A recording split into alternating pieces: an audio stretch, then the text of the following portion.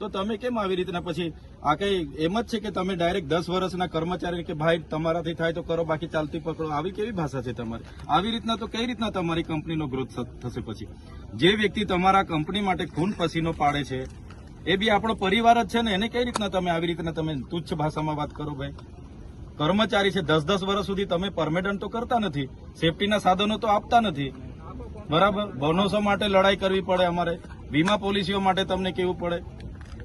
આ શું બતાવે છે? આ કઈ આવું ને બહારના લોકોને તો 2-2 વર્ષ 3-3 વર્ષમાં પરમેનન્ટ કરીને બધી સેવાઓ તમે આપો છો, તો અમારા લોકોને પણ આપો ને. વીમો કશું નથી. તો પછી કાલે ઉઠીને અહીંયા કઈ થઈ ગયું તો અમારે કોની જવાબદારી?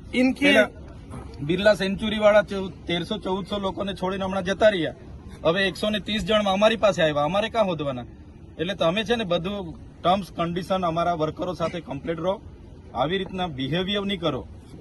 આજે તો અમે ફર્સ્ટ ટાઈમ અમે પોતે આવ્યા છે, પછી બીજી ટાઈમે પછી કઈ આવું પ્રશ્ન આપણે ત્યાંથી આવશે તો અમે ચલાવવાના નથી ભાઈ. પછી આ તમને કહી દીધું, હવે પછી અમે સાખી નહીં લઈએ આ બાબતોમાં. देखो हम लोग भी वेल एजुकेटेड है, we have also work in corporate companies, बराबर है. तो ये दोनों साइड से ऐसा होना चाहिए कि लोकल लोगों को रोजगार मिलना चाहिए, ये उनका हक है. और ये जो भी इश्यू है तो समाधान करके कर सकते हैं, पर ऐसा नहीं है कि आप अपने फेवर में ही सारे रूल्स वो फॉलो करो. और ये जो कामदार है, इधर के मजदूर लोग हैं जो यहाँ से रोजी रोटी अर्न करते हैं, तो उनके लिए ये फिर ऐसा नहीं होना चाहिए कि ये तो आपके रहम राह पे ही कर रहे हैं, कभी भी इनकी जॉब चली जा सकती है. ये भी परिवार वाले हैं तो इनको भी देखना पड़ता है, जवाबदारी है, जिम्मेदारी है इनकी भी. घर में कैसे यहाँ पे लोग रहते हैं हमको पता है. आज टेककेम પ્રાઇવેટ લિમિટેડ કંપનીના ગેટ પર ઉભા છે. આ કંપનીના જે સ્થાનિક રોજમદારો છે, વર્કરો છે, છેલ્લા 2011 થી ઘણા અહીંયા એમ્પ્લોય તરીકે કામ કરે છે, છતાં એમને આજ દિન સુધી પરમેનન્ટ કરવામાં નથી આવ્યા.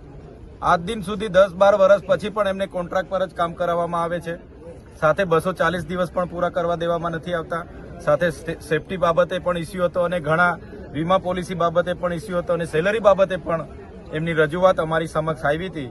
અને જે આ કંપનીમાં જે કાપડના એક વર્કર જે 6 મશીનો ચલાવી શકે એવી પોઝિશન છે, ત્યાં 8 મશીનો ચલાવવા માટે જ્યારે દબાણ થતું હતું ત્યારે આજે અમે એમના મેનેજમેન્ટ સાથે ચર્ચા કરવા માટે અમે આવ્યા છે.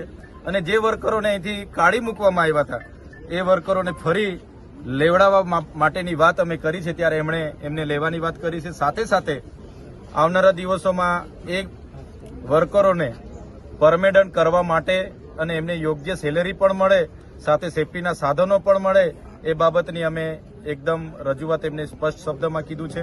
અમે ફરી 5 થી 6 મહિના બાદ ફરી પણ અમે અહીંયા મુલાકાત લઈશું, ત્યારે આવો કોઈ ઇસ્યુ અમારી સામે નહીં આવે એ અમે પૂરી તકેદારી રાખીશું.